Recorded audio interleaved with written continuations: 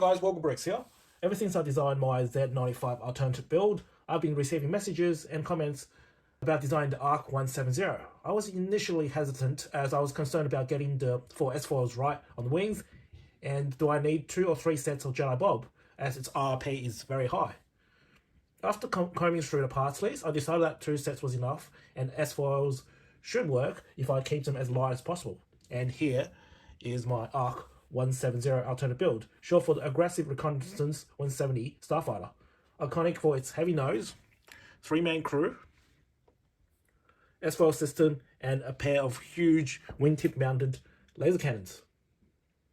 All combined to make it the ultimate heavy long-range starfighter, designed to fly dangerous scout missions and raids deep in the enemy territory ahead of the Venator Star Destroyers. So let's go through the model. The ship's heavy nose featured an impressive sensor package, plus its communication and jamming devices. Curved slopes are used for the center of the nose, and with brackets holding the wedge plates. Here we go. Like that.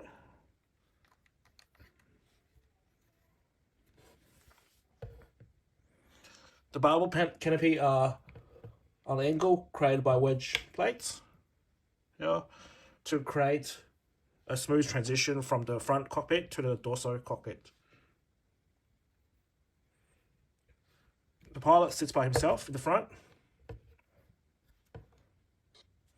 and the Wizzo and the tail gunner, they fit snugly at the back.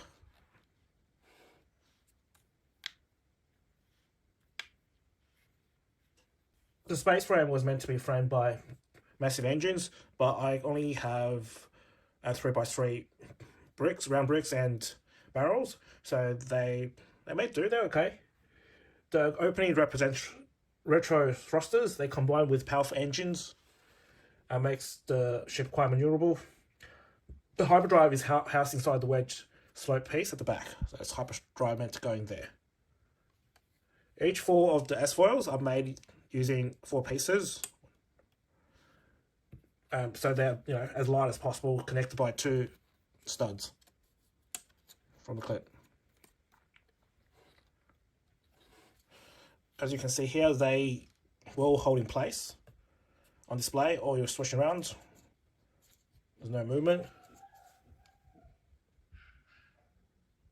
So I originally started the design using angled axle connectors, but the whole system is too bulky and can't be open or closed, so I really want an open-close S-foils. A stand was built using the remaining pieces.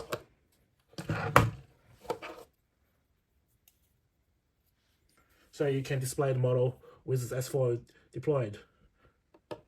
The model is very solid.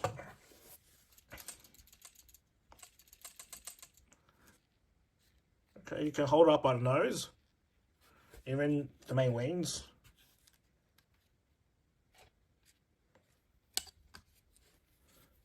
In terms of swishing around, I recommend hold it by the belly of the model. Swish around like that. And as far as deploy,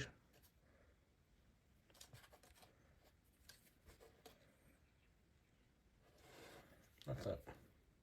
The only part's not very sturdy is these long cannons, laser cannons, because it's quite long. They're easily knocked, and these pieces come off.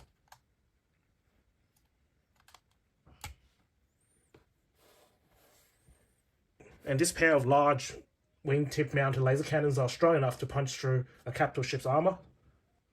Spring shooters and Technic bricks form the mounts for those cannons. And as I said, because it's a 2-star connection, they do, if they bump the tips, they will come off. The heavy fighter was not as maneuverable as the single-seated starfighters. It was armed with 2 rear-facing blaster cannons for protection. They are made using hinge plates and cylinders originally designed for landing gears. I'm very happy and proud of my first ARC-170 model. It goes perfectly with my other Clone Wars Starfighters from the 75388 Jedi Bob Starfighter. Here's a side-by-side comparison with the Adder 2 and the ARC-170. So next part of the video is a brick falling animation from studio.